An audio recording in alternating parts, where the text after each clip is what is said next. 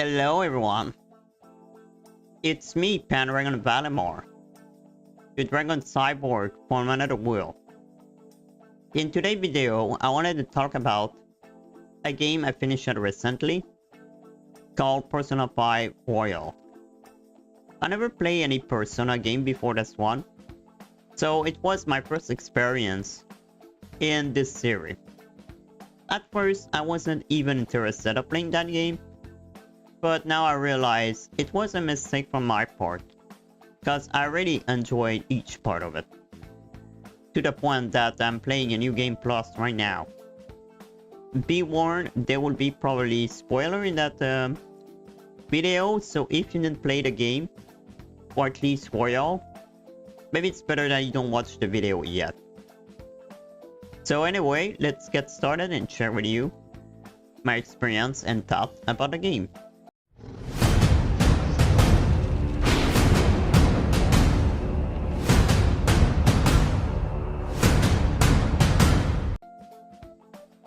So, Persona 5 Royal. A game I never thought I would have played and liked. As I said earlier, I wasn't interested at first about that series at all. I didn't like the graphic design, thought it was too cartoonish, and I wasn't a big fan that was taking place into the real world. Normally the JRPG I play take mostly place into a fantasy world, which not really the case with Persona. Aside maybe the cognitive world, but I don't know if I call that fantasy. But my friend kept telling me how good the game was, and the series, especially since the release of Royal, an improved version with more content of the original one with another alternate ending. So I decided to try the game. And I must say I wasn't disappointed. This game was really fun, I enjoyed every minute of it. The story was great, even if sometimes it was complicated and or confusing with the cognitive science and stuff. And the characters were really fun and well designed. I want to be honest there. There isn't really a character in the game, at least the competent and main character, that I really dislike. Even if Morgana and Aru wasn't the most interesting character, I didn't hate them. In my opinion, all the characters were endearing and had interesting personality. I heard that some of them wasn't great in the original Persona 5. Like Akeshi, cause there wasn't the part with the Maruki Palace where you could play him and see his real self, his crazy one, more. But in Royale, that wasn't the case, at least for me. I think they really did a great job for each character development. And for the bad guys, I mean, I think they made them great. That we were really hating them. They really made the characters so we hate them. They were really asshole, to be say the least, which it's the definition of bad guys. Well, most of them. Then yeah, I think outside maybe Maruki, because it's not really a bad guy. He just wanted to you know, he just wanted to make the world happy. He just thought what he was doing was right. And I would say I don't really disagree with his vision. Also, the fact that we need to spend time with each competent to know about them and their story. I really like that idea. It was interesting. Too, that you could date one of the girls of your choice. You could date them all if you wanted, but I heard it wasn't really a great idea. At least for Joker, because he got a punishment. Too bad that you couldn't date any guy, because I'm pretty sure some people will have choose Maruki or Yusuke. Now let's talk about the story. first, I really liked it that most cutscene of the story were anime style. It was pretty cool, and for real, I think most of JRPG should do that more. Because I really like seeing anime stuff like this cinematic. I think it was a fun way to tell some part of the game. As for the story in general, despite the fact that sometimes it was confusing, I really liked the idea that it was a cognitive world, that each person had their own shadow, and if that shadow die, well, basically you have a mental shutdown. I don't know if you do a mental shutdown you necessarily die though. That depends when that happened, but I really like that idea. But that it could build a badass in a cognitive world based of your distorted desire. I found that really interesting.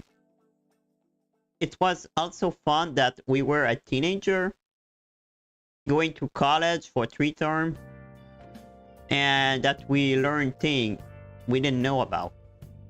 Because yeah, I learned some stuff in the game. And I want to be honest, there were a lot of questions from the teachers that I didn't know at all. Then I needed to go online to see the correct answer to get my point and stuff. To be honest, I think I would have failed each exam without internet. In short, I really like this concept. As I said earlier, I'm not a big fan of game that take place, JRPG that take place in the original world. But I was wrong. I think it's fun that you are a teenager and living school. So I really like this concept. This made the game a lot longer because you spend all the day for each month during a school year. You do each day for each month, which is 1 year. So that make it really interesting. Then we have our life too as Phantom Thief. When you try to change criminal art, well, most of the time, because if Futaba inside wasn't really criminal, and so they can answer for their crime. Speaking about this, I really love it, the badass. Each one of them was original. And to be fair, I don't think there was any badass that I really hated. The story of the people for each badass, but the desire became a distortion. And when we found out what the treasure are, I really like that, and especially the Maruki one. By the way, this guy just wanted to make a world when everyone is happy. And its factory was great. Don't I think I prefer the original last boss of the game? Yeah, the boat, I think that's how he called. I'm not sure I'm pronouncing right, but anyway. I prefer this one than Maruki though. No, Maruki is a great character as a boss, I mean. I think Yaldabot was a better boss than Maruki, cause this one was really a villain that wanted to be a god of the world. Then he did have really good intention, which wasn't the case with Maruki. Maruki was not a villain. He was a boss. But I don't consider him as a worthy ending boss. To be honest, I would have put Maruki not as the last boss. The Maruki chapter would have do this maybe before Yaldabot, because yeah, it's not making sense though, but I don't know, I consider Maruki as the last boss. I don't consider him as the last boss. At least the fight was more fun in my opinion with Yaldabot against him than Maruki. Another thing I like it about the story is you have a time limit to complete each palace. And if you fail, you get a bad ending.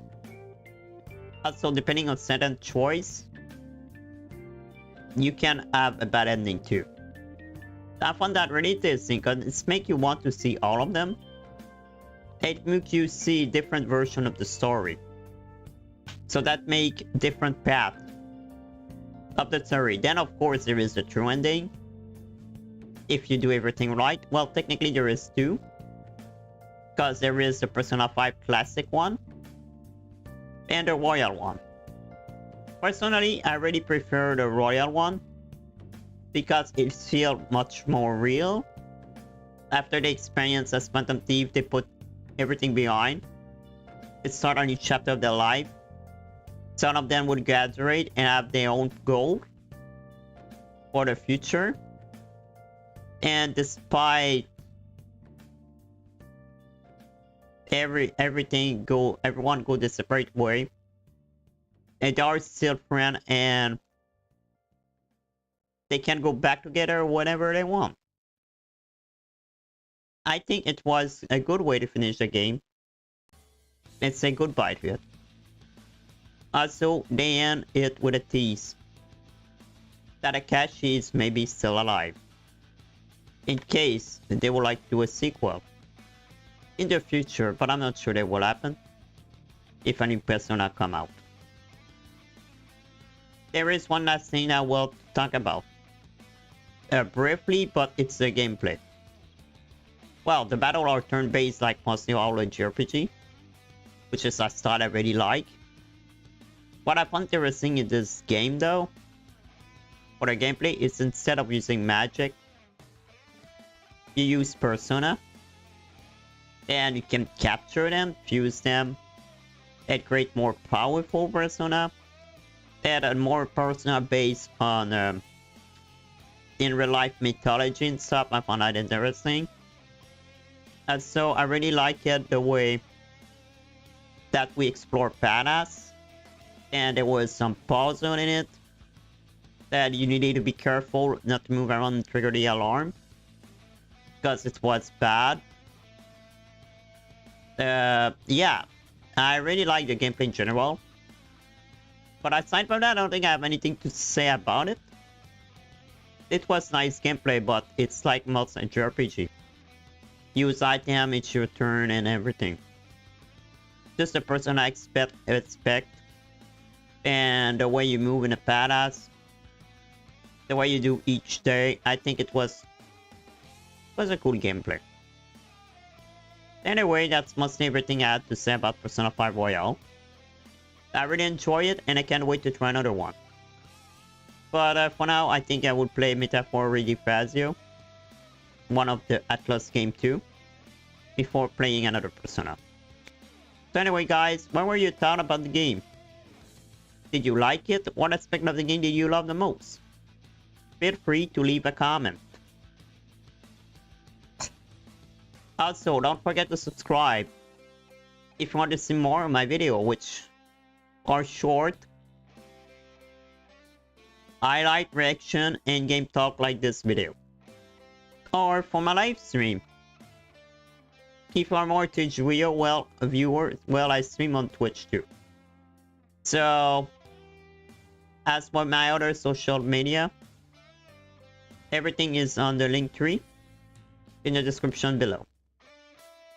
So thanks for watching everyone, and we'll see each other again pretty soon.